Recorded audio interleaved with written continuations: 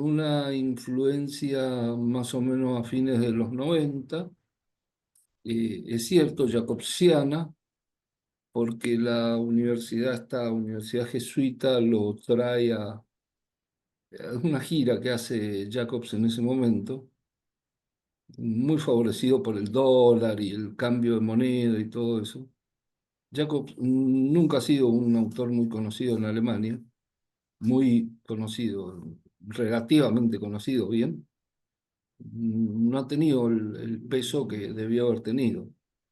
Y Cancio Meliá en ese momento se le pone de traductor, se le pega.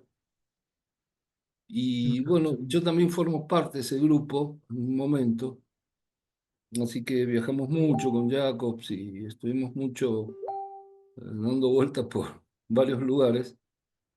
Y ahí en Colombia tiene un impacto grande, porque publica varias cuestiones pequeñitas, casi todas traducidas por Cancio. Y bueno, tiene un impacto interesante en el funcionalismo porque se plantea como una variante de Roxino. Entonces, los que no quieren ser roxinianos se van muy para Jacobs. Es decir, las líneas más duras se van para Jacobs. Jacobs llega un momento que en realidad tuerce mucho su fuerza, su teoría. Ese funcionalismo radical lo fuerza mucho, esa idea de roles. Así que bueno, sería. Cuando quieran ustedes podemos hablar puntualmente de digo para esto por los alumnos que a veces no les interesa el tema, ¿no? Pero No, no no, tiene claro que sí. Lo que pasa es mucha que sí aceptación tocaría en es repasar Colombia. primero para poder sostenerle una conversación mínimamente, doctor, porque pues entenderá la diferencia de nivel entre A mí me, uno que apenas a, un renacuajo en este ambiente. No, hay que dejar en a mí me claro pa- que la gente que había estudiado en Colombia mucho, por ejemplo, Velázquez, lo termina prácticamente odiando a Jacobs, termina siendo un hombre, un contradictor muy fuerte. Velázquez es un finalista de nota, un hombre que estudia mucho, muy estudioso. Fernández Carrasquilla no quiere saber nada con Jacobs, o sea, se va más, se inclina, aunque es un hombre muy de von Lis, digamos, muy clásico, pero se inclina por Roxin en esos casos. Nodier Betancourt también. Entonces, Nodier Agudelo, perdón, Agudelo Betancourt, él también se va, Bernal no es un hombre aceptado, no es un hombre muy aceptado en Colombia y en Perú muy poquito. Digamos que los principales pensadores de ahí no están con él, ni Villavicencio, ni San Martín, ni ninguno de ellos. En la Argentina poco, en Bolivia nada, diría, prácticamente, en Chile nada casi. Así que no un a mí, autor que logra instalarse en Latinoamérica porque también la presencia de Roxin es muy grande, es casi el rey sol en todas estas jugadas de lo que es sobre todo autoría y participación y lo que se pone en moda en Latinoamérica, que es la temática de los dictadores. Entonces, ¿qué se hace con los dictadores, con todos? Entonces, eso atrae mucho la dogmática jurídico-penal y, en definitiva, la que termina triunfando es la posición de Roxin. Pero Este, entonces, o sea, sí, doctor, la influencia del justamente autoritarismo. no, Ajá. no, hablen de a uno en el porque caso ecuatoriano, ¿cómo? perdón. Bueno, quería manifestar justamente en el caso ecuatoriano, bueno, me parece primeramente relevante quienes hicieron las traducciones de los principales juristas penalistas alemanes, ¿no? Creo que se hicieron la mayoría en Argentina, o fueron argentinos en parte. Y lógicamente estas traducciones ya fueron después irradiando a los otros países. A mí me parece esa línea de Jacobs muy asemejada a la postura que tuvo Mesger, enemistad con el derecho para mantener, digamos, una especie como de ceguera ante el derecho que se conoció en su momento y tener un derecho penal bastante drástico, ¿no? Y sigue esa línea como mesgeriana que hubo en su momento, ¿no? Antes de la Segunda Guerra Mundial. Lo que me parece interesante es lo que usted manifiesta, que en efecto se ha adoptado dogmática penal, en el caso ecuatoriano, por ejemplo, de Klaus Roxin en el ámbito de la participación sobre personas que tienen mucho poder, como ocurrió en Ecuador en el caso Sobornos, donde se utilizó precisamente dogmática que, que aparentemente resultaría incompatible con el sistema procesal ecuatoriano, con el sistema penal, pero se aplicó la figura del influjo psíquico, en este caso, en contra del expresidente, que a decir de algunos juristas no necesariamente lo descubrió o lo inventó Roxin, sino que ya venía discutiéndose en otros lugares. Pero bueno, creo que él lo aborda con mayor, digamos, fortaleza y se termina hincando ahí justamente fallos casacionales, ¿no? Entonces en Ecuador sí tiene mucho peso lo que es no toda, parte de la dogmática de Klaus Roxin, y hay mucho funcionalismo en el COIF, pero también hay causalismo en el COIF y también hay en el COIF evidentemente el finalismo de Hans Belzel y la teoría de la culpabilidad y del dolo en el margen de que la falta de conciencia de la antijuridicidad se quede en la culpabilidad, pues y el dolo se quede Ecuador, pues como Ecuador es elemento un subjetivo, país, ¿no? sí, Ecuador es un país un poco exótico en materia de derecho penal. Y digo exótico porque tiene muchas variantes y según por dónde ande uno. Yo hace 25 años atrás que pisé Ecuador y creo que no hay lugar que no haya visitado en Ecuador, o no hay lugar donde no haya dado una conferencia o tenido alguna intervención. De hecho, en muchas ciudades me dieron la calidad de ciudadano ilustre, bueno, en fin, participé de muchas cuestiones académicas en Ecuador. Creo que centralmente eh, mm, Ecuador tiene una influencia muy fuerte de parte de Colombia y eso, sobre todo Quito, es difícil salirse de ahí cuando Colombia estaba realmente tan fuerte, ¿no? Sobre todo a nivel constitucional, Colombia, y sobre todo a nivel jurisprudencial, corte. Un fallo de corte colombiano solían ser Solían siglo ser. pasado, digamos, bastante fuerte y gran parte de eso se lo debe a Reyes de Chandía y toda la escuela que él mismo forma. Lo cierto es que Ecuador presenta un jurista muy de nota, pero que trabaja mucho temas de procesal penal. Entonces es ahí donde uno, donde uno no encuentra una salida al derecho penal y sobre todo la parte general, ¿no? Entonces, este jurista de nota es Zabala Vaquerizo. Zabala Vaquerizo es un hombre muy importante de Guayaquil, eh, Ujú. tal vez el más importante. El hijo falleció hace poco, creo. Sí, Zabala, falleció hace sí, poco, sí, doctor Jorge Zabala Zavala sí, sí. Vegas. Así que valga este recuerdo también. Para el hijo sabía bastante también sobre temas pero bueno, quizás lo que privó a Ecuador de ser verdaderamente grande, porque yo trabajé muchísimo con mucha gente en Ecuador, con mucha gente. Hay varios discípulos míos que andan por ahí y es la desunión, la tremenda desunión que hay académicamente, ¿no? O sea que no hay, no, inclusive en el mismo Guayaquil, cuando uno observaba de pronto a Zambrano o observaba no los veía unidos, no los veía unidos. Y eso hizo que de alguna manera las universidades no trabajaban. Y además no tenía editoriales fuertes tampoco Ecuador. Entonces eso de no poder producir libros y no poder producir, estaba lo de Zabala Vaquerizo, que insisto, era lo más destacado. Y después comenzó una obra García Falconi que estaba como buena pero la dejó trunca, entonces lo de García Falconi también podía haber sido muy bueno ese aporte, pero no lo fue.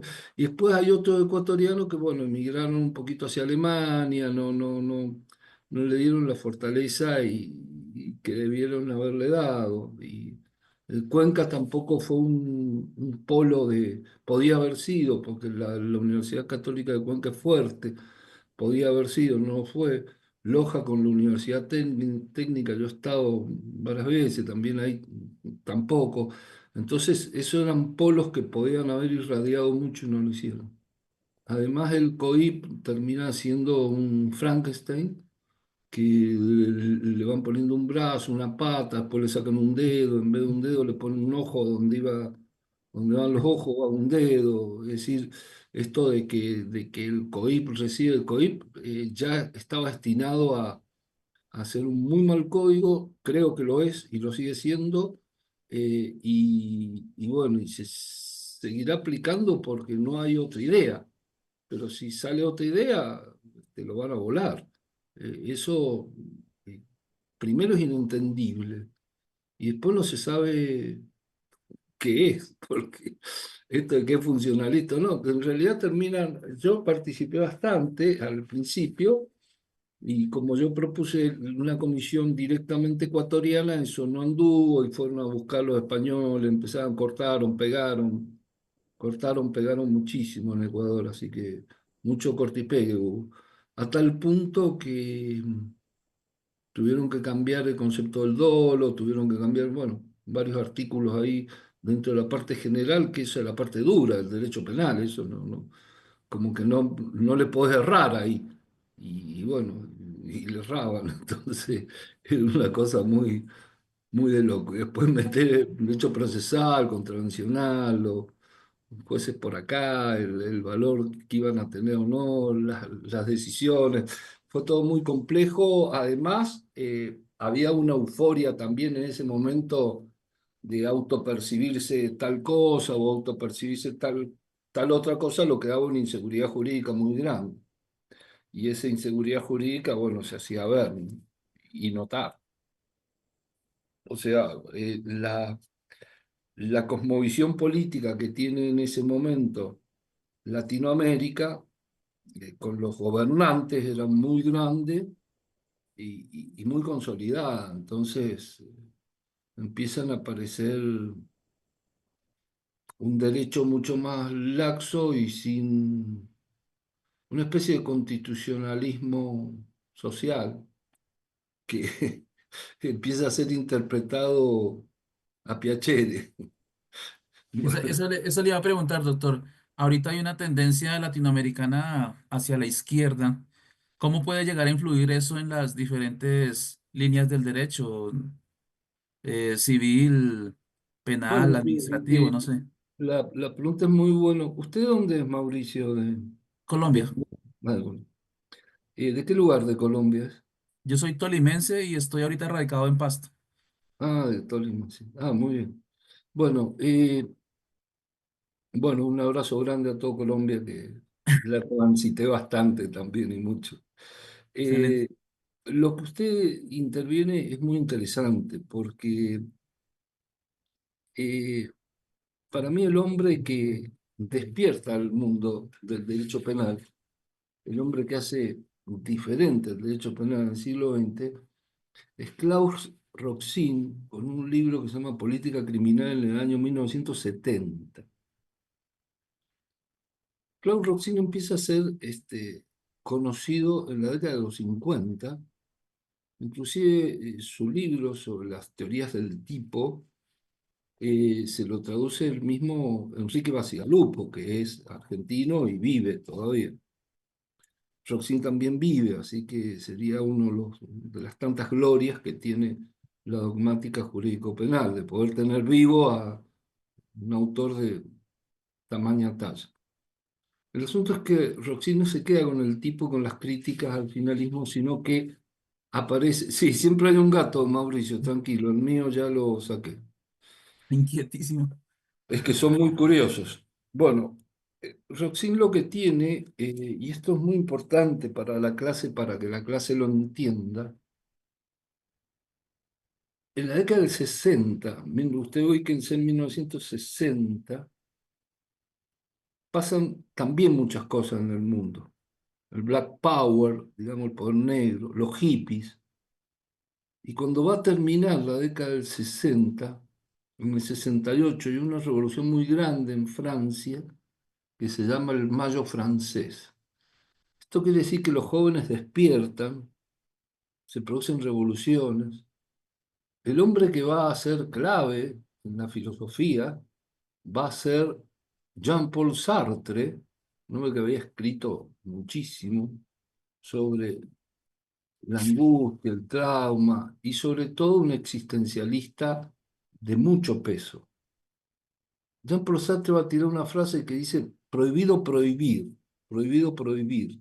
Entonces esto va a impactar mucho en los jóvenes y todo el mundo va a abrir la cabeza. La década del 60 es un periodo donde, inclusive el mismo Foucault, tiene una frase fuerte, porque como las ideas de la filosofía de la sospecha de Nietzsche, de Freud y de Marx se habían impuesto en el siglo XX de alguna manera para el pensamiento, porque piensen ustedes que Marx destruye el capital, o sea, Freud mata al padre, Nietzsche mata a Dios, o sea, todo lo sólido empieza a desvanecerse en el aire. El mismo Foucault dice, bueno, si esto realmente pasó, hay un hombre súper poderoso, sería, porque capaz de hacer todo eso, pero si es así, ¿quién es el que habita las calles? Porque hoy por hoy no hay nada entre el cielo y la tierra. Todo está entre Google y la nube. Todo se encuentra entre Google y la nube. Entonces, ¿quién es este joven? ¿Quién es este hombre que vive preguntándole a ese ser, a este nuevo Dios? Porque Dios es omnisciente, omnipresente y omnipotente, ¿cierto? O sea, Dios es omnipotente porque puede todo, omnisciente porque todo lo sabe y omnipresente porque está en todas partes, como Google. Igual que Google. O sea, esta clase se la podríamos preguntar a la inteligencia artificial y en esa anda mejor que yo. Bastante. Duro. Entonces, el tema es el siguiente. Todas estas revoluciones empiezan a suceder en la década del 60. No muy sólidamente, pero ¿qué pasa en el derecho? En el derecho, la polémica todavía seguía siendo qué hacemos con los nazis. O sea, ¿qué hacemos con esos Nacionalismo. tipos? No, no, con esas personas que cumplieron órdenes, Mm, que cumpliendo órdenes las estamos responsabilizando y las estamos persiguiendo todavía. O sea, porque Nuremberg no se acabó, Nuremberg en el 45. Siguieron esas discusiones, sobre todo estando en la teoría de la autoría y participación. Entonces eso impactó mucho, por eso me pareció muy curioso en algún momento que nombraron a Menger ahí. Yo no lo había escuchado, esa asociación de Menger con Jacob, porque me parece, no sé si me parece incorrecta, va un poco por ahí, pero no había escuchado antes, pero Menger sí era un hombre muy de Hitler, muy nazi, ¿no? Y bueno, y muchos, bueno, eran casi todos nazis, ¿no? No había mucha chance de no serlo. Hasta Heidegger también fue rector y Wells el mismo tuvo el carnet, digamos. Pero volviendo al tema, lo que le quiero decir es que esta década del 60, por eso la pregunta suya es muy buena, hace que las cuestiones del mundo, el contexto, sea lo que lleva a la gente, a los mismos penalistas a moverse. Y a Roxin lo lleva a moverse hacia temas de autoría. Y Roxin publica en 1963, estamos hablando de la década del 60, la autoría mediata. Y publica también los primeros temas sobre los delitos de infracción de deber, que él le atribuye que es un deber extrapenal. Eso hace, eso hace que, de alguna manera, muchos focos se desplacen hacia ahí porque en Argentina se encuentra uno de los nazis más famosos que había, que se llamaba Eichmann. Eichmann. A Eichmann, que era el nazi prácticamente más famoso, estaba escondido en una ciudad que se llama Tucumán, bajo el nombre de Clement falso, y es juzgado en Alemania y en Israel.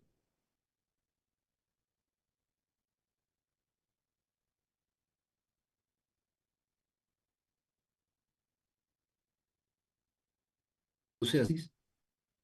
Y lo curioso es que a Eichmann lo defiende, no sé si se escucha bien, ¿se escucha bien?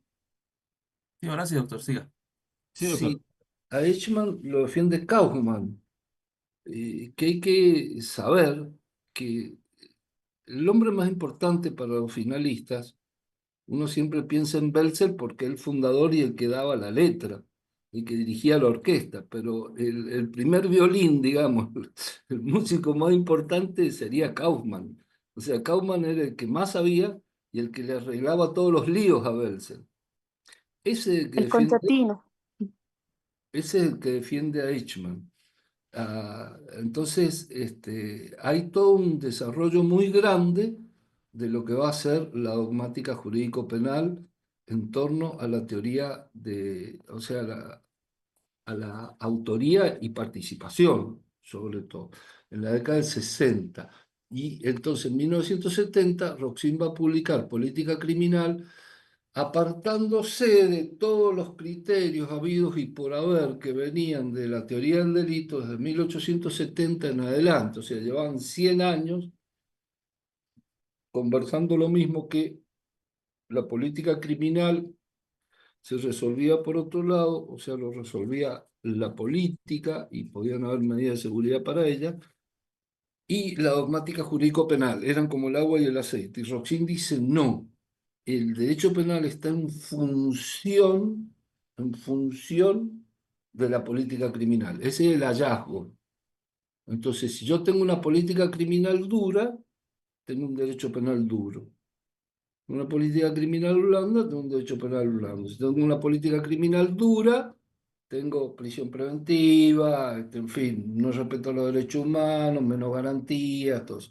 Una política criminal blanda, digamos, garantista, ultragarantista, voy a tener todos esos beneficios que obviamente se le pueden dar a un delincuente. Por eso Jacob se ubica en una posición extraña, en una posición bastante dura, inclusive genera lo que se va a llamar el derecho penal del enemigo.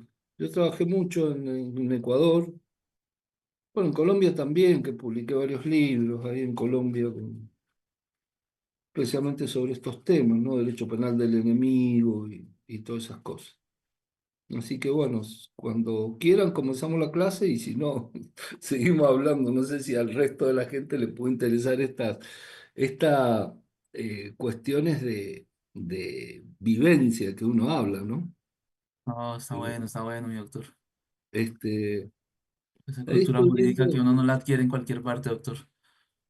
no, son casualidades, porque lo único que me puede dar a mí un cierto plus es la edad que tengo y nada más, pero sí he tenido suerte de poder, y Dios ha sido muy generoso conmigo, y me transformó en un peregrino de América, y yo asumí eso como casi como una misión, si se acepta el término mística, y anduve por todos los países. Siempre me dije, alguna vez fui joven, no se va a creer que soy este que está ahora, viste, viejo. Además, también una enfermedad un poquito embromada me sacó del sistema, digamos, hace unos 4 años, 5 años, y no estoy viajando, no estoy dando charlas afuera. Pero sí viajaba mucho y tuve, bueno, toda Latinoamérica, siempre decía que me gustaba llegar donde los aviones no llegaban. Entonces he conocido muchos pueblos y cosas.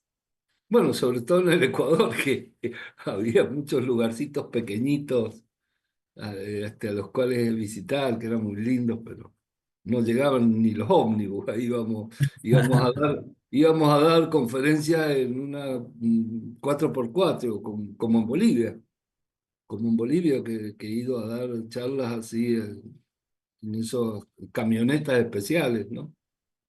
Bueno, y también en Colombia me han pasado cosas que me han parado el ejército, me ha parado la guerrilla. También, sí, claro. Oh, eso es una locura, sí. Aquí Ha Colombia es pasado, particular. me han pasado Ah, muchas cosas, sí, sí. Pero gracias a Dios muy linda. Bueno, en Perú me he salvado varias veces. Perú estaba brava, la sierra estaba muy brava, cuando estaba Guzmán, todo eso. el sendero. Estaba bravísimo. Pero bueno, son recuerdos de cuando uno fue alguna vez más joven y más imprudente, digamos, más imprudente. Sí, Pero sí, he tenido la suerte de conocer mucha gente en Latinoamérica, sobre todo en Europa también, que he viajado mucho. También me he graduado en universidades de Europa. He recibido muchos títulos, premios allí. Doctorado honoris causa en varias universidades. Y bueno, también di toda una gira, hice una gira por Asia, por la India más precisamente, por la India también de derecho penal, ¿no? Así que bueno, puedo decir que he vivido, claro, he vivido el como, derecho penal. como decía el Ha poeta. estado atrás del derecho penal, conociéndolo. Sí, sí. Privilegiado, doctor.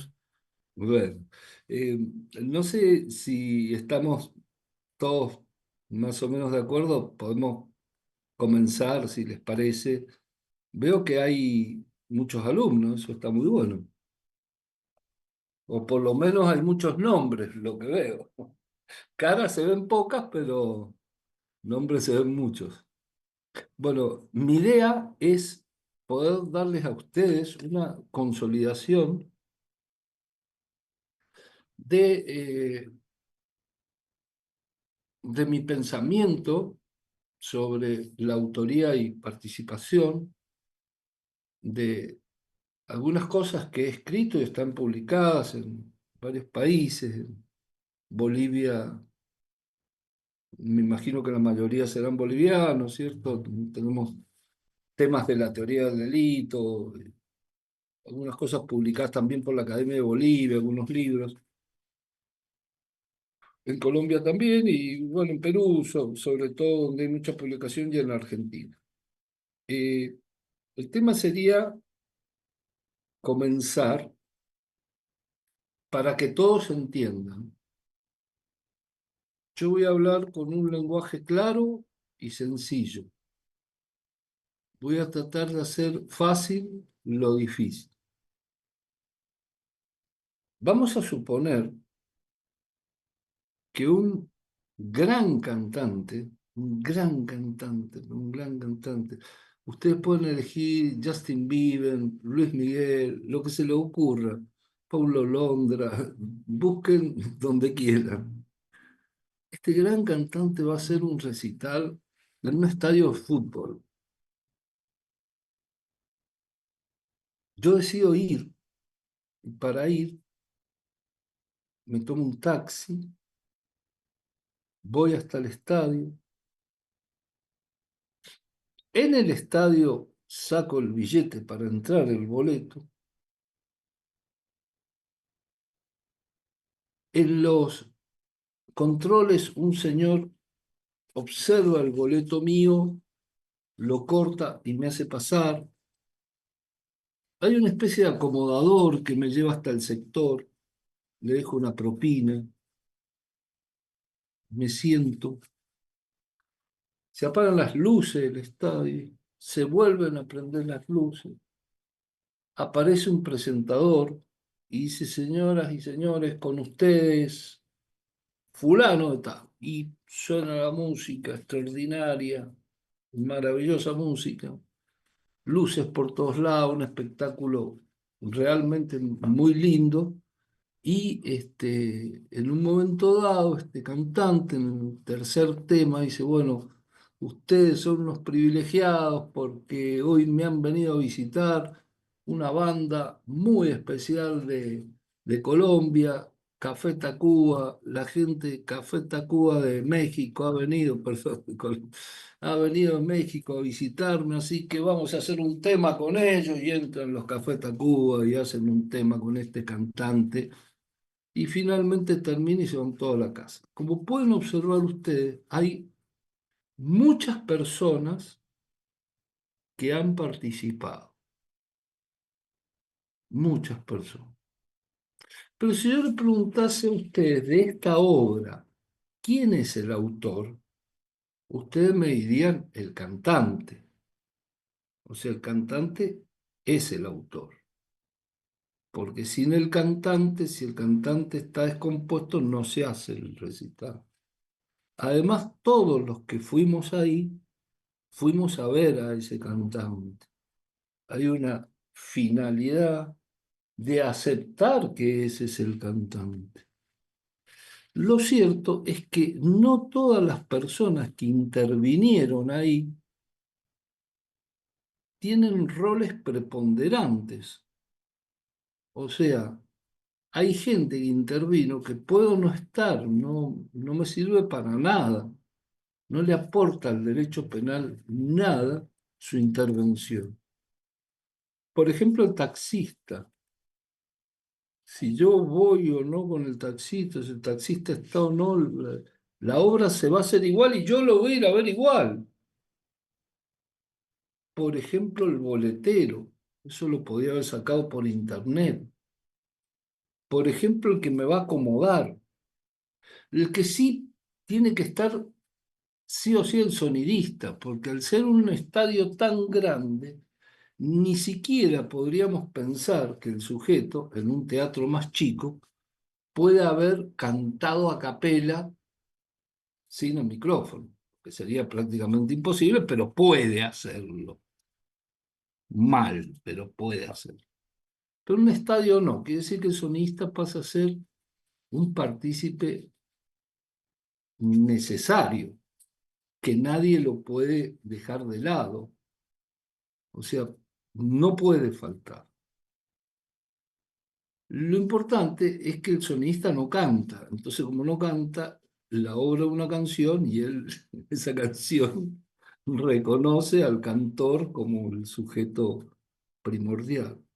Nos podríamos preguntar también, y creo que con razón, si el iluminador es un hombre partícipe necesario, creo que sí. Sería muy absurdo ver esto a la noche. Es decir, hay sujetos. Es interesante la intervención de Café Tacuba, porque Café Tacuba participan, pero ni siquiera están anunciados, o sea, nadie va a ver al sujeto este cantante porque va a Café Tacuba, se enteran ahí que están los de Café Tacuba. Es una sorpresa. Lo interesante que pasaría a ser, han participado en la obra del autor, pero han participado de una manera secundaria. Su aporte es un aporte secundario, no es un aporte esencial. El recital hubiese vestido de mejor color o vestido de peor color. Con esto estoy tratando de transmitirle a ustedes que cada vez que ocurre algo, hay muchos sujetos, hay muchos sujetos. Entonces es hora que en el comienzo de esta clase nos fijemos un punto de partida, o sea, ¿cuál va a ser nuestro punto de apoyo? Vamos a buscar una frase y nos vamos a agarrar con mucha fuerza a ella. No todo lo que ocurre es cuestión de todos. O sea, no todo lo que pasa es cuestión de todos los que están ahí.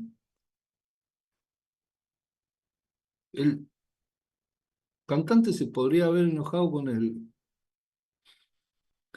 el guitarrista y empezar los tiros y matarlo, pero la gente que va ahí no tiene que ver con eso. Tampoco el baterista tiene que ver con eso. Tampoco el iluminador. Es decir, no todo lo que ocurre en una escena, que nosotros a veces vemos como escena criminal o como un delito, supónganse ustedes, grande, lo más grande que ustedes imaginen, tiene que ver con todas las personas que han estado allí. Y empieza a ser la llave que abre todas las puertas y que me invita a eh, dialogar con ustedes esta teoría de la autoría, donde vamos a grabar algunos conceptos y donde vamos a solidificar esta idea de que no todo es cuestión de todo. Yo voy a, si les parece, comparto pantalla. Y si no, sigo hablando como ustedes quieran y como les sea más cómodo. Sí necesito que me digan porque hay alumnos que detestan los PowerPoint y yo ya estoy tan viejo que estoy en condiciones de hablar sin PowerPoint. Casi. Y cuando ustedes vean que estoy leyendo algo, pues me estoy leyendo a mí mismo, así que ni siquiera hago trampa en eso. Pero si les parece, compartimos un PowerPoint. Ustedes deciden. Perfecto, doctor, está bien. Está bien, doctor. Bueno, voy a ver cómo... Buah. Eh, no sé si ustedes lo están viendo, ¿puede ser? Sí, doctor, se ve. Claro, doctor. Sí. Bueno, es curioso. Ahí estoy un poco más joven. No estaba enfermo tampoco en esa época.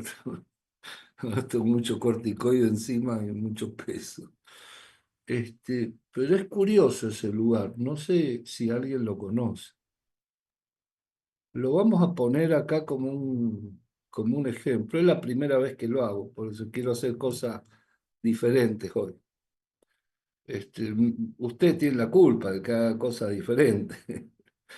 Ese lugar, una pena que no lo conozca. Es la Catedral de Cajamarca, Perú, al noreste del Perú, la sierra. Ahí donde estoy parado, mataron palazos y a piedrazos a quien fuera el gobernante más famoso en esa época, que era Atahualpa, el rey Inca. Toda una corte, ahí estaba, allá dentro de esa iglesia estaba el mismísimo Francisco Pizarro vestido negro con su gran hipócrita y además falso, como él solo, con su sombrero grande negro, que le había prometido que salvarlo, Atahualpa. Y ahí mismo se suicidaron casi 100 mujeres, que eran las mujeres vírgenes que acompañaban al Inca. También me he preguntado muchas veces si todo es cuestión de todos, ¿no? ¿Quiénes fueron los autores, los partícipes en esa muerte de quien fuera, junto a Huáscar, por supuesto, los incas más grandes que existieron, y, digamos, el imperio más grande prácticamente que había en Latinoamérica, por lejos. Bueno, acá vamos a ver dos temas. Primero vamos a reforzar los temas de autoría. Yo voy a aprovechar que hubo una charla previa resaltando la figura de Belsen para colocar a ustedes en sintonía. Podría decirse que la autoría, los conceptos de autoría moderna comienzan con el finalismo. Es decir, el finalismo quizás en esa idea filosófica de que todos perseguimos fines, eso está muy bueno. Todos perseguimos fines, Parecería que la neurociencia en parte también avala eso, son los fines de las neuronas, ¿no? Que más que nada persiguen recompensa, el neurodeterminismo. Pero lo interesante es que si todos perseguimos fines, el dolo va a tener un sentido muy especial. Entonces los finalistas inmediatamente fueron a la caza del dolo, caza con Z. También fueron a la casa del dolo, con S. Pero se lo llevaron como quien se lleva, como Prometeo, el fuego de los dioses, para iluminar. Y se lo llevaron de la culpabilidad al tipo. Esta idea básica de los finalistas, centralmente de Belzel, cuando Belzel era muy jovencito, tenía apenas 28 años, había escrito en la revista número 50, una revista penitenciaria alemana, no tenía mucha importancia, pero ya había escrito Causalidad y Finalismo, ¿no? Es un trabajito muy pequeño, muy bueno, muy bueno. Entonces, cómo el sujeto va movido por esos impulsos que mueven, en definitiva, a la voluntad, cómo la voluntad mueve. Entonces se va descubriendo de que evidentemente el dolo empieza a ser el conocimiento que el sujeto tiene y la voluntad de realizar el tipo objetivo. Cuando nosotros pensamos después esa idea que aparece, si bien aparece en la década del 30, en el 40 empieza a consolidarse y que tarda años y años y años en llegar a Latinoamérica, y deambulamos por los códigos, los distintos códigos latinoamericanos, bueno, no es difícil encontrarlo en el de Bolivia, porque el de Bolivia termina siendo un delfín, un hombre exageradamente ligado a Belzel, un discípulo de Belzel como fue Stratenberg, entonces, bueno, pero también lo vemos en el código de Ecuador, donde vayamos, vemos esta idea que parecería que se ha consolidado mucho en la doctrina y se ha consolidado mucho en todo lo que es, eh, yo digo por su sencillez, ¿no? Y todo lo que es dogmática jurídico-penal. O sea, que los dogmáticos que no quieren discutir mucho dicen, bueno, mira, en definitiva, si vos conocés y tenés voluntad de realizar el tipo, de hacer ese delito, y lo haces sin ninguna justificación, con eso alcanzaría para que yo te diga que tu actitud es dolosa. Y si tu actitud es dolosa y es típica y obviamente antijurídica, sería culpable, lo que equivale para ellos una especie de sinónimo con la palabra reprochabilidad. O sea, reproche para los finalistas es culpabilidad.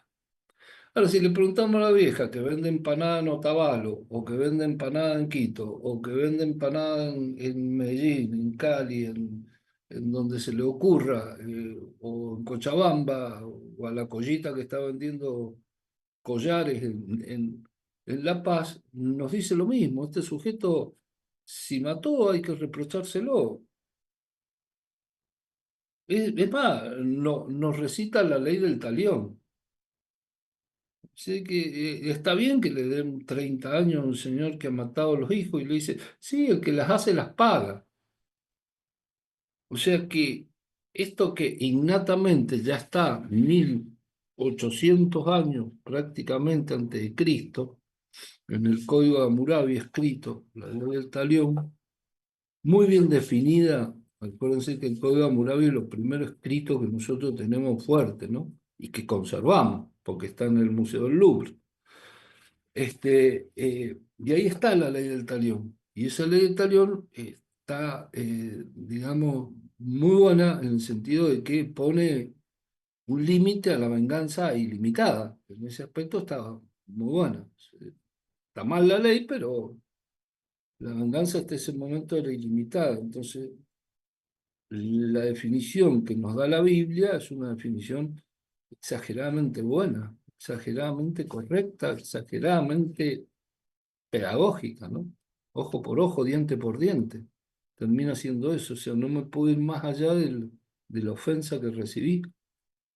Y esto lo sigue repitiendo la gente común. Cuando le preguntas qué está bien la pena.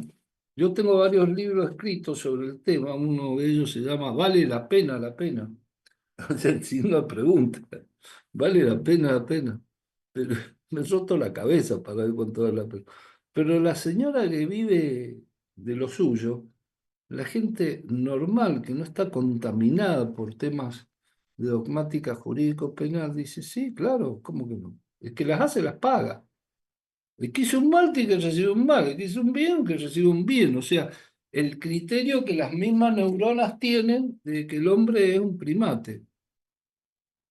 Si hace algo bueno, tiene una recompensa. Si hace algo malo, tiene un castigo.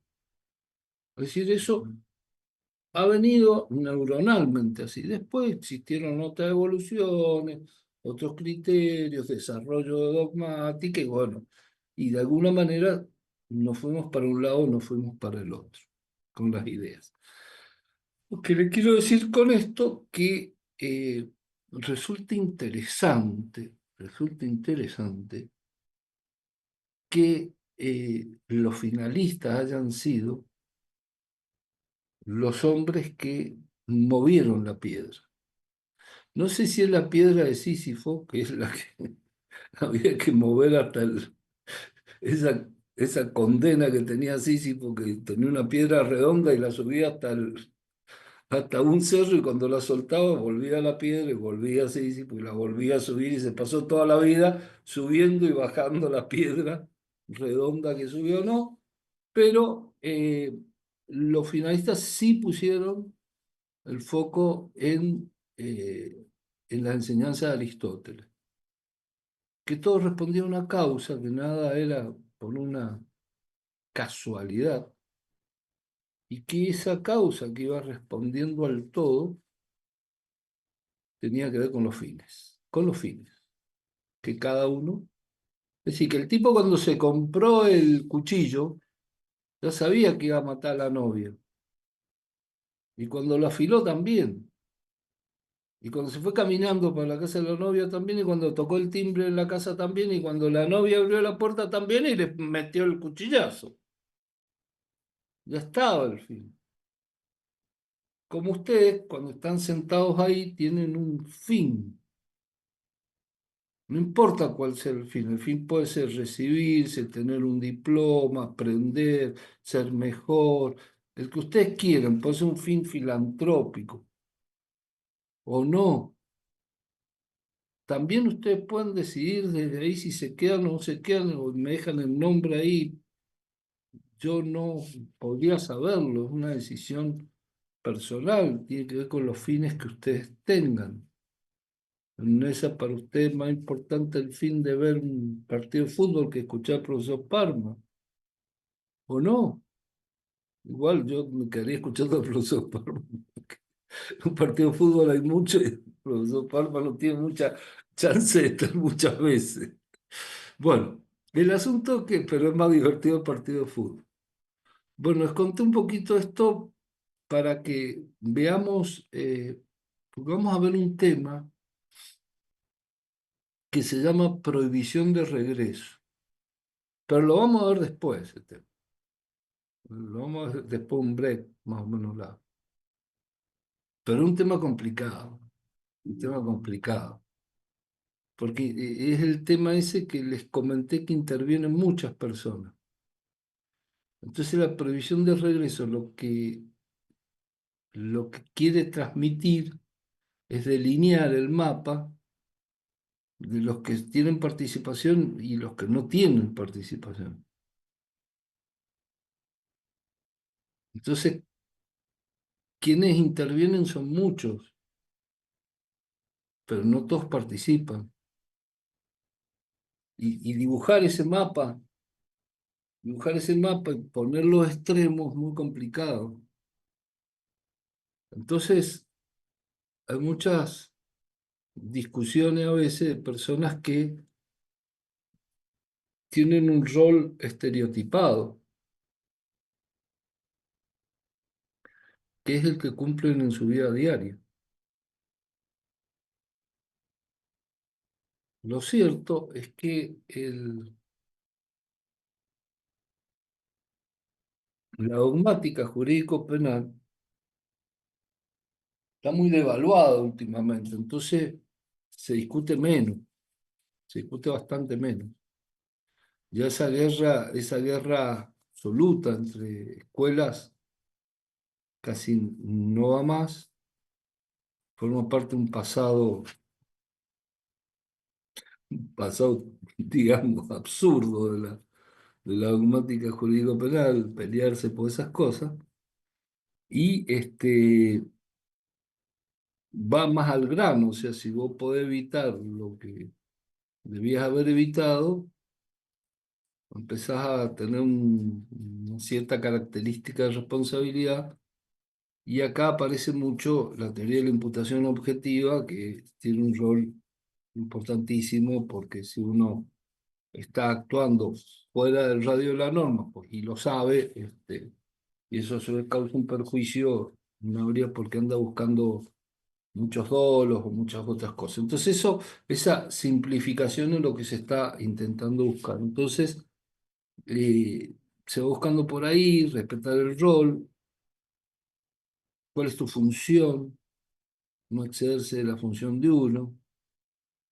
Digamos, eso serían las cuestiones como básicas, ¿no? Entonces, la prohibición de regreso lo que viene a decir es distanciar el hecho del sujeto, o sea, el dueño de la FOR no tiene responsabilidad porque Juan Pérez, que vive en Arequipa, pisó a Leandro eh, Pérez con un Ford, y no le anduvieron los frenos. O sea, el que fabricó la marca Ford no tiene, o sea, no podemos retroceder tanto.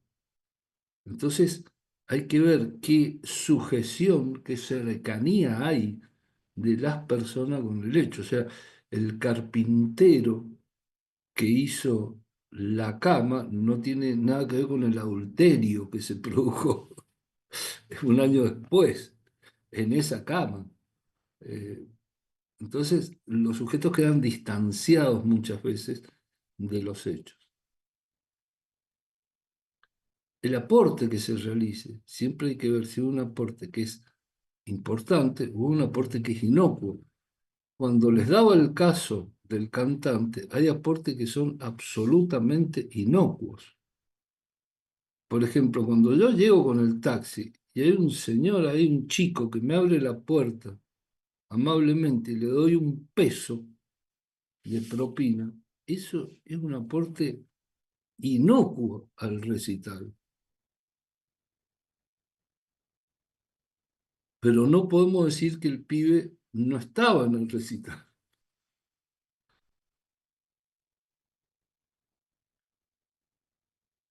Cuando hay una obra y hace algo, hay que ver qué grado tiene ese aporte, si en realidad influye en la obra colectiva y cuál es el sentido que tiene. O sea, el sentido que tiene el guitarrista acompañando al cantante es un sentido muy importante, pero el pibe que recibe la propina no. Entonces, me parece que es un tema complicado, en el cual ya vamos a ver algunos ejemplos y se va a hacer más complicado todavía. Cuando nosotros pensamos en lo que va a ser la, eh, la teoría de la autoría, se nos viene a la cabeza inmediatamente la teoría del dominio del hecho. Es cierto. Ahora les voy a decir algo, pero presten mucha atención, así como cuando le pedí no todos es cuestión de todos. Presten mucha atención. Esto es muy sencillo. El derecho penal impone deberes negativos. O sea, el derecho penal te dice, no mates. Te dice, no violes. No robes. No hagas eso. No robes. No estafes. No hagas eso. Es un deber negativo. Si lo haces, vas a tener esta pena. O sea, el derecho penal lo que le dice es lo que le dijo Dios a Adán. No comas la manzana. No podés comer la manzana. Si vos comes la manzana, yo te echo. ¿Mm? Pero el derecho penal también impone deberes positivos, que es cuando le dice al sujeto, cuando ocurra esto, tenés que actuar. Cuando tu hijo bebé de 15 días te pida la teta, vos como madre le tenés que dar la teta. Tenés que actuar. No podés omitir. Cuando vos como funcionario público tengas bienes a tu cargo, los tenés que controlar. No los podés despilfarrar ni podés eliminarlos. Cuando vos vayas a operar a alguien, seas médico, tenés que cumplir con la praxis médica. Y así sucesivamente. Quiere decir que hay personas que tienen roles positivos, tienen que hacerlo y eso se lo llaman roles especiales y se les llama delitos especiales. El policía, la madre y el padre para con el hijo, el administrador, el funcionario público. Entonces aparecen los que se van a llamar delitos de infracción de deber, que deberíamos dar una clase aparte. Están afuera del tema del dominio del hecho. No tienen que ver con ese tema. Pero hay un fallo muy bueno, un plenario, hablando de los fallos, que los escuchaba, también les recomiendo mucho los plenarios del Perú. Un fallo plenario del Perú sobre la participación del extraneus, o sea, de los delitos de infracción de deber. Muy bueno, muy bueno. Además son cortos, los fallos tienen un trabajo doctrinario que son interesantes. Entonces aparece en el dominio del hecho, aparece el dominio de la persona que tiene el hecho, todo esto es lo que nos deja el finalismo, ¿bien? Y con el trabajo que le suma después Roxin, queda la base de lo que va a ser la nueva teoría, o los nuevos conceptos de la teoría del dominio del hecho. Para Jacob no, porque para Jacob no es el único criterio este que determina la autoría. Lo dice con razón, porque es lo que acabo de explicar yo. Junto a esta teoría de quien domina el hecho, están los que tienen deberes especiales, están los que tienen delitos de propia mano, están los problemas de los delitos de omisión. Entonces es muy difícil construir un concepto de dominio y de deber. Y estos son los problemas más grandes que a veces hay. Obviamente no vamos a tener tiempo para desarrollarlo. Además son muy complejos y hay muchas variantes según la persona que opine. Pero es interesante porque nos da la puerta y dice bienvenidos al mundo de la teoría del dominio del hecho, en el cual Claude Roxin parece tener la llave que abre todas las puertas. No por lo que significa la teoría del dominio del hecho, del dominio de la voluntad del autor, porque eso no tenemos duda, un sujeto que va, agarra un revólver, mata a otro, tiene el dominio del hecho. De eso, punto uno, sería el dominio de la propia voluntad. Cuando digo bienvenido a la teoría del dominio del hecho,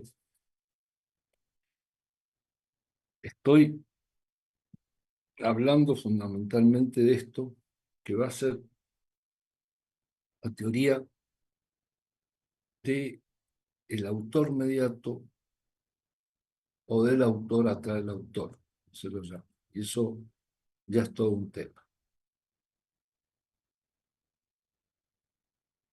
El autor mediato, recién ahí alguien preguntaba, y yo hablé mucho de la década del 60, fíjense en qué época sale la idea de Roxy.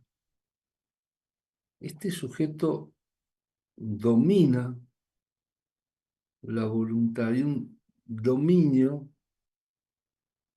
funcional del hecho que hace que muchos sujetos se dividan el trabajo. Entonces empiezan a abrirse las distintas posiciones, ya las vamos a ver, entre lo que va a ser el dominio propio, la autoría mediata y el dominio funcional del hecho, donde empiezan a aparecer también ahí los coautores en tanto y en cuanto actúen en la realización del hecho. Veamos a Roxin y vamos a ir a un cortecito muy pequeñito, pero necesario para mí porque mi garganta no aguanta mucho. Fíjense en las posibilidades extraordinarias que pone Roxin arriba de la mesa, ¿no? Dice, estos son casos, autor mediato, donde el dominio del hecho se basa en la voluntad rectora de una persona que decide sobre la otra. Y para eso lo distinguen distintas posibilidades.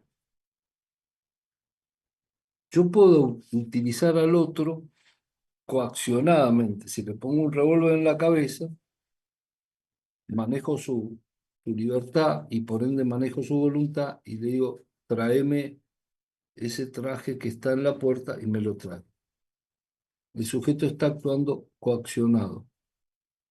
Yo soy el autor mediato. También puedo decirle al sujeto, mira, como es un alumno mío, yo termino de dar una charla, mira, me olvidé el saco arriba de una silla. Me lo puedes traer y el alumno hoy me lo trae. No es mi saco. O sea, utilizo al sujeto por un error. ¿Ven? Ahí ya tenemos dos casos. La utilización del sujeto coaccionadamente en su libertad y la utilización del sujeto por error porque el sujeto no conoce. La tercera posibilidad es que yo al sujeto lo utilice porque tengo tal prevalencia sobre él, soy tan superior, psíquica o intelectualmente o lo que sea, o familiarmente o emotivamente, entonces lo aprovecho y le digo al niño, nene, ¿por qué no me traes el saco que está allá y va y me lo busca. Si cuando yo utilizo un enfermo mental, utilizo un menor. Ahí tenemos los tres casos.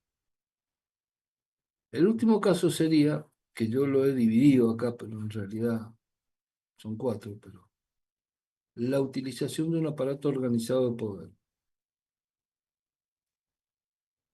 Esa utilización de un aparato organizado de poder lo que va a hacer es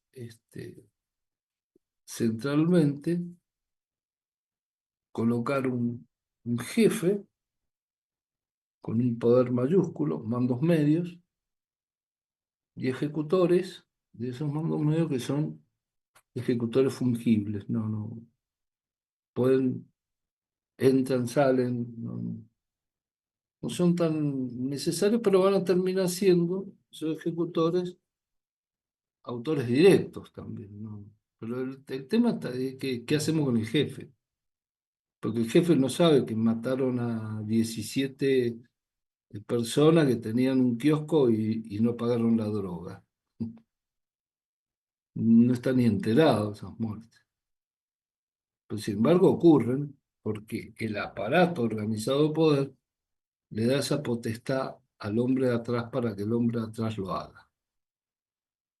Acá tienen el concepto del Código Penal boliviano, que se refiere al autor mediato, como se sirve de otro como instrumento, un concepto muy finalista y, y muy entendible además, ¿no? Y muy entendible. La idea del coautor empieza a ser una cuestión un poco más complicada, porque ya aquí sí empieza un dominio funcional del hecho, donde los sujetos son todos autores. Cuidado con lo que dice Jacob también, ¿no? Es decir, todos autores, pero no tiene que existir un delito de mano propia, porque si van cinco a violar a una mujer y uno solo le introduce el pene, eh, veamos qué clase de autor son los otros, ¿no? O sea que ahí empieza un problema. Están otros temas, ¿no? También lo pueden conversar con el profesor Marcelo Parma para ver esos casos, cómo funcionan. A mí no me da el tiempo para charlar eso, no lo vamos a tocar hoy. Pero este sujeto, el coautor, coopera fundamentalmente porque se han dividido el trabajo todos estos muchachos. Se dan cuenta de que cada uno es más útil, uno con el arma, el otro tiene tal característica, entonces se dividen el trabajo. En la fase ejecutiva, o sea, están ahí, cuidado, fase ejecutiva, y prestan un aporte esencial. Nadie domina el hecho totalmente, pero si uno se retira, la empresa no sigue. Y eso se lo llama coautoría. Eh, yo quisiera, bueno, acá hay algunos conceptos que lo he escrito sobre los aparatos organizados de poder, el hombre atrás, esto se ha hablado muchísimo, el autor atrás del autor, se ha escrito muchísimo. En definitiva, fue la tesis que se sustentó en Fujimori, y fue una tesis muy aceptada también por la Corte Interamericana, inclusive hoy por hoy las enseñanzas de Roxin están en lo que sería el Tribunal Penal Internacional, en leyes que ya son prácticamente universales para todos los países, así que esto es un criterio unificado. Yo esto se lo voy a mandar para no... Bueno, previo a entrar a esta temática, yo quisiera ver la posibilidad, a ver si puedo, de compartir con ustedes. Voy a dejar de compartir esto y voy a ver si tengo acá unos trabajos que hice, que son los casos. ¿Esto se ve? No se ve. No, ¿Ven? doctor. No. No No se se me ve. ocurre. A ver si lo podemos ver. A ver, sí. Ahora sí. Ahora sí. ¿Se Ahí Sí, ve? sí, se doctor. ve. Bueno, Sí, se ve bien. yo le voy a pedir una cosita. Vamos a ir a un break que lo vamos a hacer un poquito más largo de lo común. Ustedes eligen el caso uno o el caso 2. ¿Bien? No sé si, a ver si... Ah, bueno, está bien. El caso uno o el caso 2. Y después, el que quiera exponerlo, no cualquiera, el que quiera, tenga ganas, con el criterio que le parezca, sí lo va a tener que hacer en forma breve. Me dice qué opina. No son complejos, o sí, depende del ojo del que lo mire. En el primer caso son tres sujetos que entran a robar. Podrán observar ahí que hay un reparto de tareas. Todos tienen armas. Y ahí hay una señora que se muere y está dicho por qué se muere. En el segundo caso, hay dos sujetos que van a robar y otro sujeto que los lleva y los trae. En realidad no los conoce. Luis a Miguel y a John no los conoce. Miguel y John sí se conocen, son amigos. Casi viven juntos. Bueno, yo creo que tienen para entretenerse los que les gusta esto de la dogmática jurídico-penal. Que Dios me los bendiga. Vamos a ir a un break, tal vez un poco más largo de lo común, para que ustedes puedan expresarse después, los que quieran. Sí, con un don que a mí Dios no me lo dio, que sería el don de síntesis. Así que espero que ustedes lo tengan y en 3, 4 minutos puedan resolver eso o por lo menos expresárselo a sus otros compañeros. A mí prácticamente no me tienen que decir nada porque como son criterios, cada uno puede mantener el criterio que quiera. Bueno, nos vemos en un rato. Yo voy a dejar las pantallas prendidas, no voy a apagar nada para... Sí me voy a silenciar a los efectos de no... que ustedes Doctor, no, perdón. no escuchen el perro y no escuchen a nadie, ni al gato. Sí, escucho. Todos, están los que quieren escuchar, los que quieren hablar, los que quieren expresarse. Así que bueno, hemos dado dos casos. No sé si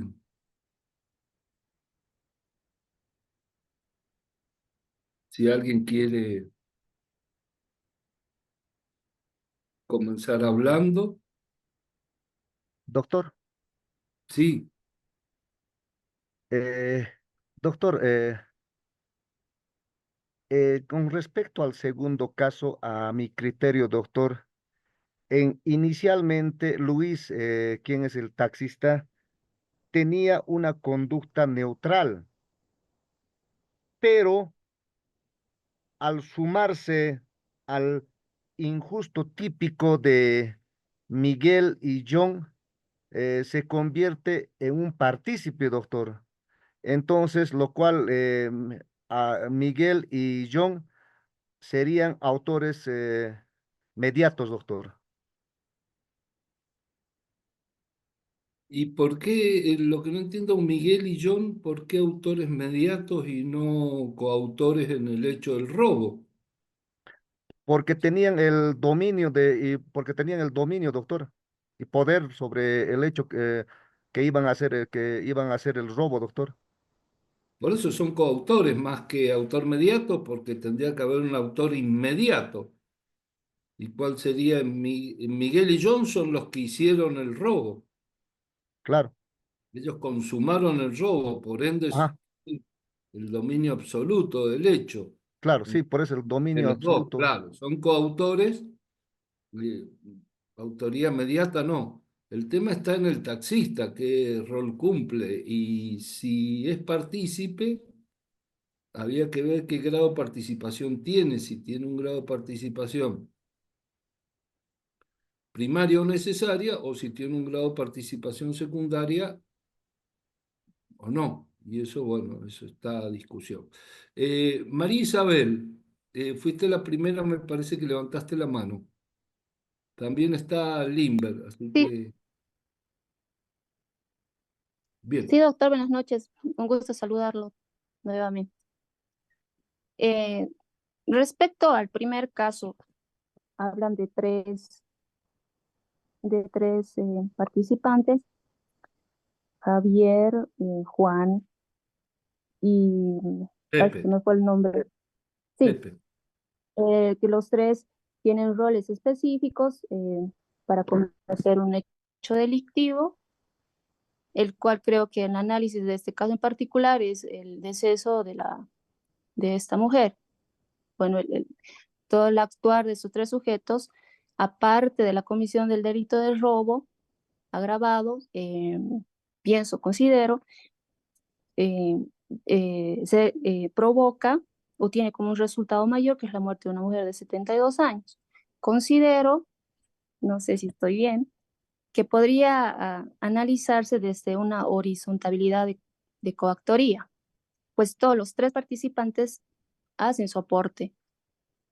No considero que uno sea más relevante que el otro, porque si bien se habla, ¿no? de la agresividad de uno, eso no podría implicar que él es eh, el autor principal o la cabecilla, digamos, puede ser el que no dice nada, puede ser el que ha planeado todo o el que ha delimitado las acciones que se van a tomar. No sé si estoy haciendo una apreciación correcta, doctor. Me gustaría que usted me corrija.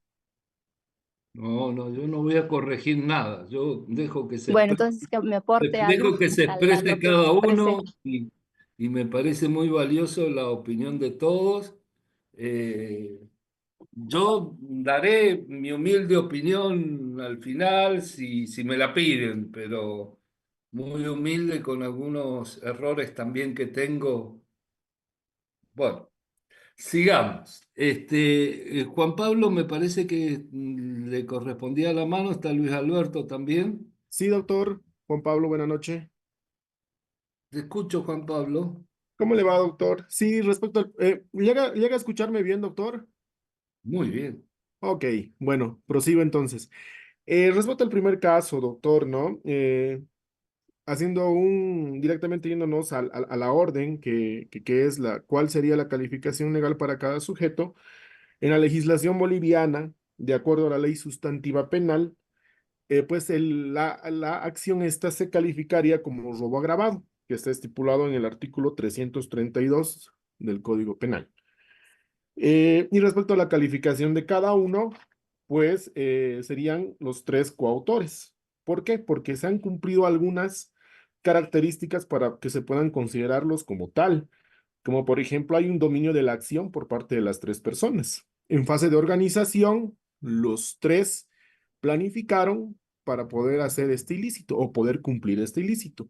En la fase ejecutiva también de igual manera, cada uno desde el rol que cumplió, pues aportó para tal fin. Entonces hay un dominio de la acción por parte de los tres sujetos. Hay un codominio funcional de la acción también. Hay un acuerdo de voluntades pactadas, como bien dice el enunciado, entre los tres sujetos para realizar en fase ejecutiva, evidentemente, este robo. Y pues hay un esquema horizontal, una participación en fase ejecutiva inminente de los tres, que han intervenido todos para la contribución del robo, distinguido doctor. Entonces serían coautores. los tres dentro del robo agravado. ¿Por qué robo agravado? Porque obviamente según la ley sustantiva, vuelvo a remitirme del caso boliviano, dice que el robo agravado, la pena será con presidio de 3 a 10 años si el robo fuere cometido con armas o encubrimiento de la identidad del agente. Uso de armas, si la hubo, arma de fuego, 9 milímetros. Inciso 2, si fuere cometido por dos o más autores, sí, evidentemente fueron tres. El inciso 3 que nos dice si fuere cometido en lugar despoblado, bueno, es un dato que falta saber si fue despoblado o no, el kiosco o el Está bien, está comercio bien. donde se realizó. Y 4, pues si concurriere, dice alguna de las circunstancias señaladas en el párrafo 2 del artículo 326, que nos remite a este artículo que habla de hurto. Entonces, donde dice que, bueno, si es que hay, si se hizo el hurto con uso de ganzúa, llave falsa y otros instrumentos, ¿no? Que también falta Está ver bien. si están descritos, pero bueno, ese es mi humilde aporte, distinguido doctor. Perfecto, Muchas perfecto. gracias. Luis Alberto, te escuchamos. Muchas gracias, doctor. Buenas noches nuevamente. Doctor, considero pues en el caso número 2 la ¿Tú de siguiente dónde eres, Luis Alberto? de la ciudad de Loja, Ecuador, doctor. Ah, muy bien. Bueno, Tuve el gusto de conocerlo justamente antes de iniciar la maestría, estimado doctor. Recordará usted.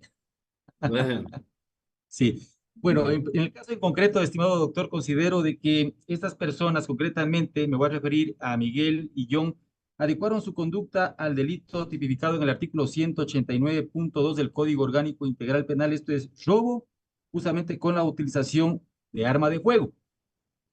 Y considero que la ocupación en la teoría en este caso, la teoría de la autoría, en estos casos sería autores directos respecto de la infracción. Consecuentemente, el taxista, yo lo ubico a él como cómplice secundario del robo y la ocupación de la teoría, en este caso sería partícipe necesario, como digo, cómplice en este caso, mi estimado doctor. Y aunque Luis no participa directamente en el robo ni planifica su ejecución, su cooperación consciente al proporcionar transporte antes y después del robo facilita su consumación. Al enterarse del plan delictivo, decide continuar colaborando y además obtiene un beneficio económico adicional al modificar su precio del servicio en función de las circunstancias. Si bien es cierto, no tiene dominio del hecho, pero su acción contribuye de manera relevante al caso. Esa es mi apreciación, estimado doctor. Muy bien, gracias, Luis. Muy amable. Limber, puede ser que Sí, gracias, ya has profesor. hablado. No, voy a hablar recién. Ah, perfecto, disculpame. Ya, Después lo tenemos a Limber, Mauricio, Gary. Sí, ok.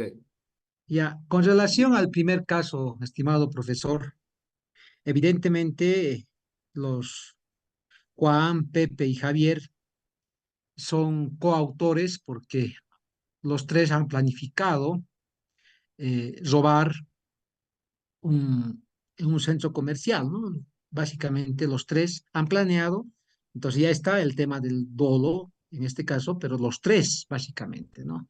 Y cada quien se ha redistribuido los roles en la fase de ejecución y han ejecutado, por lo tanto, no hay duda de que son autores de robo agravado porque han usado armas y segundo, que eran más de dos personas. Pero el tema es, hasta ahí me parece interesante que cumplen ese rol, pero el tema es aquí que fallece una persona de 72 años. Entonces, en este caso concreto, no encuentro el tipo penal, pero sin embargo, por lo menos, aparte del robo agravado, se entraría al tema de homicidio culposo. ¿Por qué? Porque nadie puede cometer, está prohibido a todo ciudadano utilizar armas, cometer robo, etcétera. Es un deber del ciudadano. Entonces, al apuntar con el arma, obviamente, ha provocado la muerte de una señora que ha muerto por paro cardíaco de 72 años, ¿no? Entonces, porque así establecen los peritos que el trauma que la señora sufrió puede haber producido el paro cardíaco. Entonces, un elemento que creo yo que es importante en este caso, aparte del robo agravado, ¿no? Entonces, uno por el tema de un delito doloso y el otro por un delito culposo, que ellos nunca han tenido la intención de que pueda matar a alguien, ¿no es cierto? Pero entonces ahí entra el tema de lo que es, para mí, en el tema de lo que es de la señora. Con relación al punto número dos, yo tengo el siguiente criterio, ¿no? En ahí Luis que es el taxista, o sea, no, nunca ha sido, nunca ha planificado el tema del robo, nada, ¿no? En ahí simplemente los que planificaron es Miguel y John, ¿no? Con la ayuda de él o de otro, igual hubieran cometido el delito. También son coautores directos del delito de robo en el banco, como corresponde. Por lo tanto, lo que ocurre aquí es, Luis simplemente sería cómplice del delito de robo de estos señores, ¿no? Por lo tanto, esa sería la situación, porque nunca ha participado, porque con ellos, como decía, con Luis o sin Luis, igual ellos hubiesen cometido el delito, pero sí Luis ha cooperado, ¿no? Porque al pactar el tema del costo del pasaje, del precio de que ha subido, sabiendo que iba a ser un robo, y entonces ha subido los precios y ha pactado, ¿no es cierto? Entonces, a partir de eso ha cooperado en el delito como tal. Entonces, eso sería mi opinión, profesor. Bien. Mauricio, te escuchamos. Gracias, Doc. Para el caso A, pues, en efecto, hay una coautoría entre los tres individuos porque pues hay un ejercicio material del hecho en una relación horizontal, por lo tanto ellos tienen un dominio del hecho desde lo funcional. Cada quien cumple su rol y hay una preparación, hay una división de trabajo, hay un plan común y cada uno hace un aporte, hay un aporte esencial. Y eso encuadraría en un hurto agravado y calificado, pues agravado porque se cometió por por más de dos personas, y porque se desarrolló en un establecimiento público. Y también porque hurtaron, por lo menos aquí en Colombia, hurtaron celulares o elementos electrónicos. Entonces eso lo condiciona y lo agrava. Y calificado porque, pues, ¿Por qué decís hurto y no robo? Si tenían porque armas. aquí no se llama, aquí el genérico es hurto, no es robo. ¿Y cómo se da el Artículo robo? 2, artículo 239. Hurto. Entonces, sí, hay unas condiciones que lo agravan y unas condiciones que califican. Y Bien. dentro de las condiciones que agravan, pues está porque fue cometido por más de dos personas, porque se desarrolló en un sitio público, en un sitio abierto al público, y porque el hurto se ejerció sobre bienes muebles electrónicos, celulares. Entonces, aquí en Colombia, eso, robar o hurtarse estos celulares genera. Y el arma no lo agrava. El arma, el uso del arma no Ay, el agrava. arma. Sí, sí, sí, sí, sí, señor. Y No, califica por el uso de la violencia. La muerte de la señora no la logro atar y pues estoy aquí en un dilema. Al segundo caso, pues, frente a Miguel y John, que son los perpetradores del atraco, es un hurto también, pues hay una coautoría y el señor Luis, el taxista, interviene ocasionalmente, de manera ocasional, pues sería cómplice, pues tiene actos ex post y ex ante, pero no participa directamente sobre el hecho ni sobre la planificación. Entonces, pues sería cómplice de estos dos. Gracias, bien. doctor. Gary, te escuchamos. Gracias, doctor. Buenas noches, compañeros. Bueno, considero que ambos casos, por lo menos aquí en la legislación boliviana, son considerados como robo agravado. Y en este caso habría que determinar, ¿no?, quiénes son cómplices y quiénes son coautores. En el primer caso, Juan es quien se ubica en la puerta, ¿no? Entonces yo considero que esta persona, Juan, podría ser considerado cómplice, ya que su participación no sería tan necesaria. Sin embargo, la participación de Pepe y Javier sí sería necesaria porque uno tiene el arma y el otro reparte el dinero, ¿no? Podrían encontrar a otra persona para avisar o cerrar la puerta y entonces Juan no sería tan necesario en el hecho. Entonces yo lo cualificaría como cómplice. Conforme a lo que pasó con Javier, de que sostenía el arma, bueno, acá en Bolivia se consideraría homicidio culposo, debido a que esta persona tuvo un dolo eventual. Obviamente no lo ha premeditado, ¿no? Que una persona de mayor edad iba a morir en ese instante. Sin embargo, sabía que podría haber estas consecuencias y bueno, las ha aceptado, por tanto tiene un dolo eventual y sería autor de lo que es tanto Pepe como Javier de lo que es el delito de homicidio culposo y Javier solo robo agravado. Conforme al segundo caso, considero que Luis igual sería cómplice debido a que podrían encontrar a otro taxista, a otra persona, ¿no? En ese momento y que hubiese aceptado estas condiciones. Ahora lo que usted puede poner en debate es de que esta persona ha aceptado e incluso ha puesto de que esta persona pide más dinero, ¿no? Entonces, desde ese punto de vista se le podría considerar cooperador, pero yo considero que Luis y tanto Juan en el primer caso son cómplices y los demás son coautores. Gracias, doctor. Bien, yo quisiera poner foco en algunos temas que me parece importante tenerlos presentes. En el primer caso, hay una conversación, hay una planificación, hay un reparto de tareas que obviamente podían haberse alterado, pero ellos consideran que... Y son en la fase ejecutiva, o sea, los tres están ahí en el negocio, hay uno que está en la puerta, el otro que tiene más capacidad para ir agarrando los bienes y el otro que está apuntando con el revólver. Es decir, esto cumpliría lo que se llama dominio funcional del hecho y los haría coautores en la teoría de Roxin. Bien. Es cierto lo que señala Gary, que obviamente si hay un sujeto que está, voy a poner entre comillas el nombre de campana, pero está custodiando la puerta, puede, en una teoría muy clásica, decirse, ese sujeto es partícipe y no es autor, coautor. Es muy difícil de atar, como alguien dijo por ahí, la muerte de la mujer esta,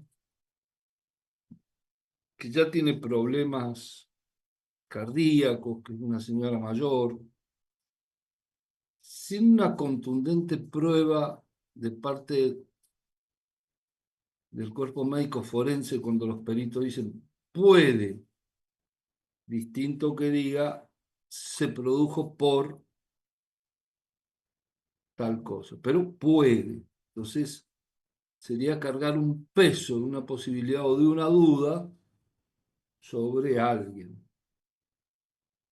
Ahora, si se cargase sobre alguien, no se podría cargar prácticamente sobre el que está en la puerta. Parecería que no.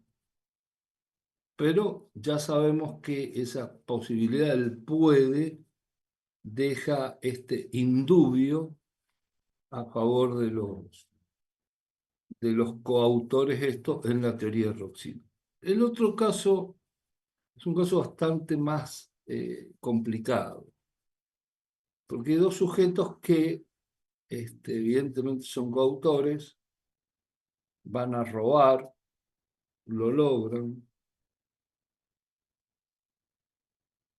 y el taxista tiene una función, que es llevar y traer gente. Él no altera su función.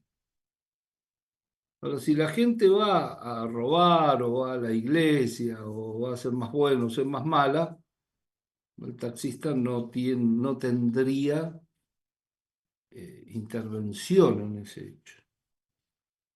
Lo que pasa es que una vez que le comunican que van a robar, el taxista, en vez de alejarse del tema, de tomar distancia, que es lo que yo quiero que ustedes tengan presente en la cabeza, se acerca. Entonces dice, bueno, pero si ustedes van a robar, eh, seguramente yo voy a tener que esperar más y eso Es decir, no vamos a pensar mal del taxista. En realidad el taxista puede estar pensando que si van a ganar un montón de plata, él también quiere ganar plata.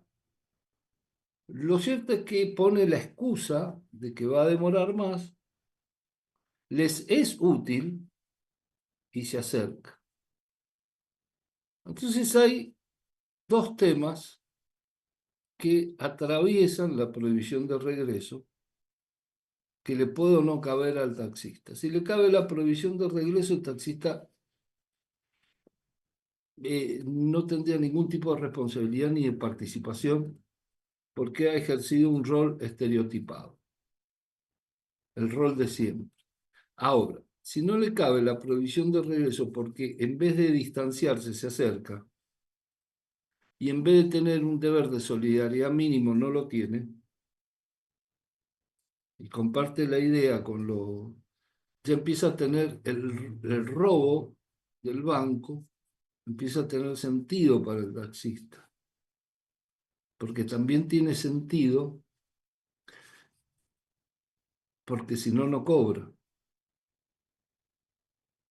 Si no, no cobra. Entonces, para que él, de alguna manera, gane con lo suyo, ellos tienen que salir y él llevarlos de nuevo hacia el lugar. Y este es un poco el tema. Por ser una cuestión ilegítima lo que están haciendo los dos estos que entran a robar al banco, es obvio que yo voy a dejar compartir pantalla, a ver si puedo. Sí. Es obvio que el taxista no puede bajar a reclamar el cobro del dinero, porque es una actividad ilícita. No le puedo decir a los dos delincuentes, miren, en medio del robo, miren, yo quiero cobrar. A mí ya no me interesa más si ustedes van a robar o no. Y haces... Es otra cosa que siempre digo yo, lo que es la fuerza del contexto, porque si ahí estos que entran a robar matan a 3 niños y a una embarazada, eh, yo no creo que el taxista salga con... O sea, ningún juez le daría al taxista la venia para que se vaya a su casa ni le aplicaría la prohibición de regreso.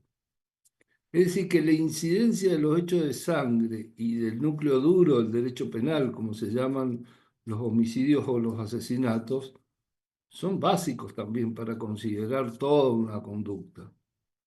Entonces, creo que hay que valorar también estas cuestiones, ¿no? Me parece. No obstante, me va a quedar el tema de la prohibición de regreso si el taxista termina siendo un rol inocuo o está dentro de un riesgo permitido lo que está haciendo. Parecería que no, porque a mi juicio siempre tiene que existir un deber de solidaridad mínimo. Si no, el derecho permite dañar al otro. Él está en conocimiento que se va a dañar a personas. La prohibición de regreso tiende a, dije al principio, delimitar, o sea, formar los bordes de la imputación, de acá para allá y de acá para acá. Bueno, pero también tiene que ver con un rol que esté absolutamente estereotipado. En el caso del taxista ese, por no ser tarifado el taxi, él está pactando. Y está pactando, en realidad lo que está pactando es la huida de dos delincuentes, que en un delito que cometen a un tercero, tienen un protagonismo de coautores. O sea, habría que ver si ese sujeto por qué razón se acerca o si tiene sentido para él. Como esto probablemente, si puedo conversar con el profesor Marcelo Palma, se lo puede dar él o yo directamente mañana, que sea media hora, 40 minutos, les doy un panorama un poco más claro, porque ahora no vamos a tener tiempo, de la prohibición de regreso. O sea, el sujeto conoce al momento de brindar su aporte de que está llevando en la huida a dos delincuentes. Eso lo conoce, que acaban de robar. Entonces, la pregunta fundamental va a ser si se está acercando o no se está acercando. Si la relación delictiva de ellos guarda relación con el sentido de toda la obra. Es cierto que no es una obra en común. Es cierto que no es una obra en común. El taxista reconoce que los otros son los autores, pero dice, sin esos autores yo no voy a poder sacar el provecho. Creo que alguien planteó un poco esto, me parece que fue Villavicencio. Bueno, me acuerdo de Villavicencio porque Villavicencio, yo no sé si sabía, doctor Villavicencio, que Felipe Villavicencio, gran autor y doctrinario peruano y gran profesor también, es uno de los que ha escrito mucho sobre la prohibición de regreso, así que sobre este tema. Ex profesor de la Universidad San Martín de Porres en Perú, bueno, y fallecido hace unos años más tarde, gran amigo mío personal también. Bueno, entonces, el tema es que a veces el rol que se espera del derecho, o sea, ¿cuál sería el rol que se espera del derecho? Que no le haga el mal al otro. Y eso está bueno, eso filosóficamente lo han dicho Santo Tomás, no dañar al otro, Hegel, en fin, todos los filósofos que se han jactado de ser personas profundas, bueno, hasta Cristo se refiere que hay que tratar al otro como a sí mismo. Es decir, nadie tiene que hacer un daño innecesario y el derecho eso no lo puede querer. Ningún ser sociable puede aceptar de que se le haga daño a otro. Y si me permite, doctor, Sí, escucho. situación, justamente yo no apliqué la prohibición de regreso al taxista. ¿Por qué razón? Porque justamente, como bien dice usted, él se apartó de su rol. Al momento de pactar con los delincuentes, justamente un precio mayor para justamente propender la huida de estas personas. Por lo tanto, si bien es cierto, él no tuvo justamente una acción material de cometer el robo, esta persona efectivamente coadyuvó para que ellos huyan y tiene la calidad de cómplice. O sea, desde mi punto de vista, estimado doctor. Bien.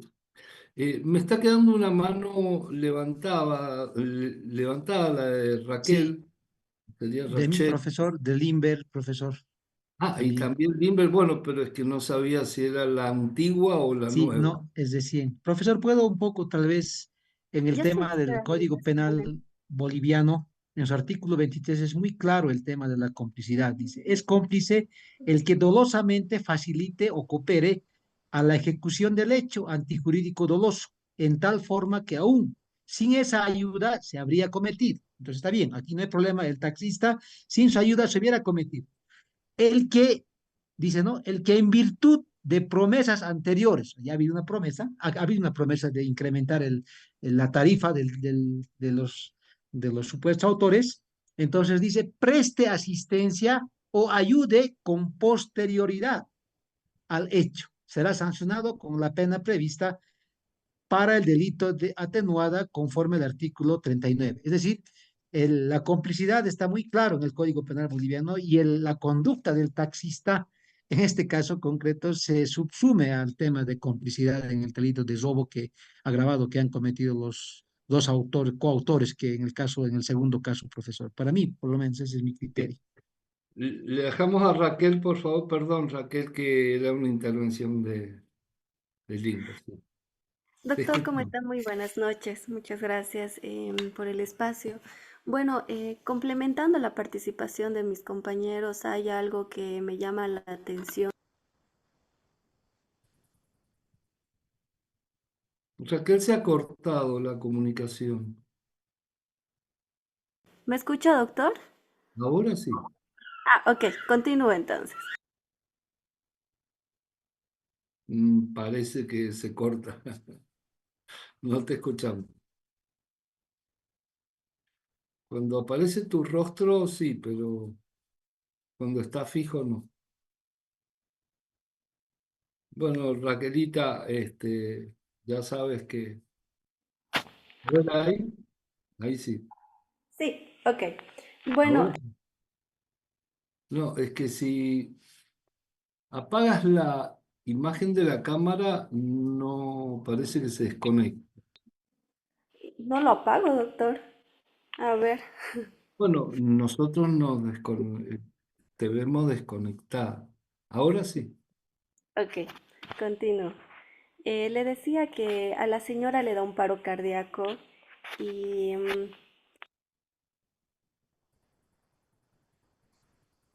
Bueno, mientras arreglas todo, Raquel, porque ya hemos hecho muchos intentos, fíjate con tu cámara, por favor, te pido.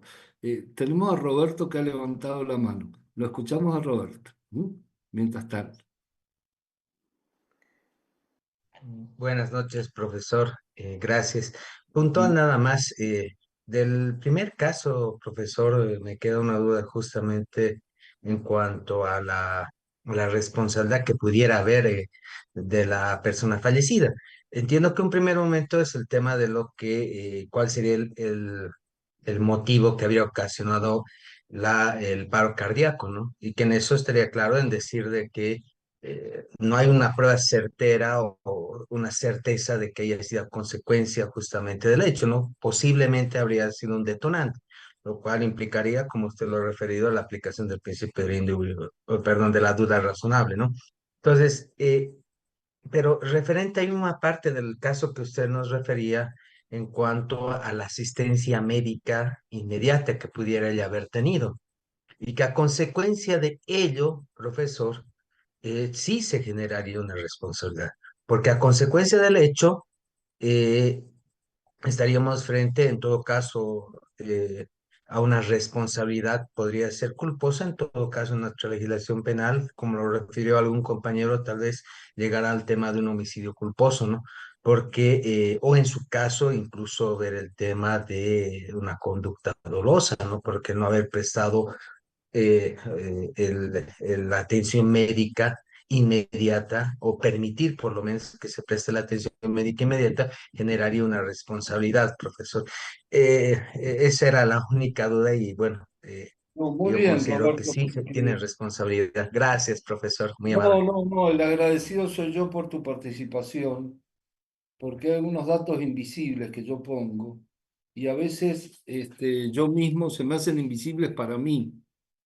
Es interesante lo que has dicho, no porque tengas la solución, porque me parece que acá las soluciones son esto, el diálogo, ¿no?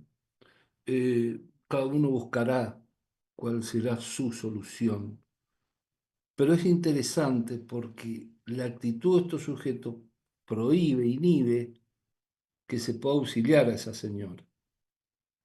Es decir, si ahí había un médico, no puede auxiliar a la señora. Si ahí había alguien de buena voluntad que quería hacerle un RP, no se lo va a poder hacer. Si ahí había alguien que podía llamar a la ambulancia, no lo va a llamar. O sea, la actitud agresiva del hecho impide, no sabemos si fue certeramente, tenemos probabilidades, de que ese paro cardíaco se haya producido por el estrés. Pero fuera de esa probabilidad, lo que sí sabemos que inhibe la posibilidad de que esa persona haya podido tener una asistencia médica. Eso es cierto. Entonces, hay que analizar tantos extremos ahí, como sería las conductas causales, el curso causal. Por otro lado, analizar la cuestión de la omisión, de la comisión por omisión y hasta dónde puede llegar todo esto. Eh, Mauricio, ¿algo quieres decir Es, brevemente, no porque yo gracias, sea doc. Es que el policía, caso, pues puntualmente el caso no permite mirar si la muerte de esta fue inmediata o en efecto se le pudo haber prestado el y socorro. claro, en Pese a realidad, todo, ajá. claro, tienes razón, si hacemos un caso, se nos va, acá en Argentina utilizamos el término quilombo, o sea, Sí, se claro, nos pero arma otra un cosa, doctor, lío, disculpe. claro, Otra- claro, un lío porque tenemos que poner muchos datos. Entonces está muy bien lo que tú adviertes, el caso tampoco permite que nosotros sepamos a ciencia cierta que tal o cual cosa. No, Pero quería... al entrar al plano de las probabilidades, tengo entendido, o de las posibilidades, permite la subsistencia de diferentes hipótesis. Hipótesis de que sí se pudo o hipótesis de que no se pudo. Y cuando hay convivencia de hipótesis contradictorias, no se puede materializar una imputación y por lo tanto, como usted lo dijo hace un rato, primaría el indubio porque pues no se puede determinar la responsabilidad de aquel por la subsistencia o la coexistencia de hipótesis contradictorias. Porque para aterrizar en una teoría se tiene que superar la fase hipotética. Doctor, dígame usted si estoy equivocado. Necesariamente, tienes razón. Y además tampoco sabemos si la intervención del médico lo hubiese salvado. Tampoco lo sabemos. Es decir, esto estamos trabajando mucho hipotéticamente. Estamos sobre la hora, nos quedan 3 minutos. Yo quería despedirme. Sé que Roberto ha levantado la mano. Si puedes hacerlo en un minuto, te agradecería. Eso, 10 segundos, solamente decir, bueno, o sea, comparto, ¿no? Lo del compañero, pero también justamente para eso está la labor investigativa. Usted nos plantea un caso hipotético, bueno, buscamos está en la función fiscal justamente, para eso está la investigación, para descartar bajo el principio de objetividad si es evidente o no lo que se ha traído a investigación. Ese es el curso de la investigación y de acuerdo a eso ya iremos determinándolo, ¿no? Gracias. No, al contrario, Roberto, gracias a vos. Gracias a todos ustedes por la participación.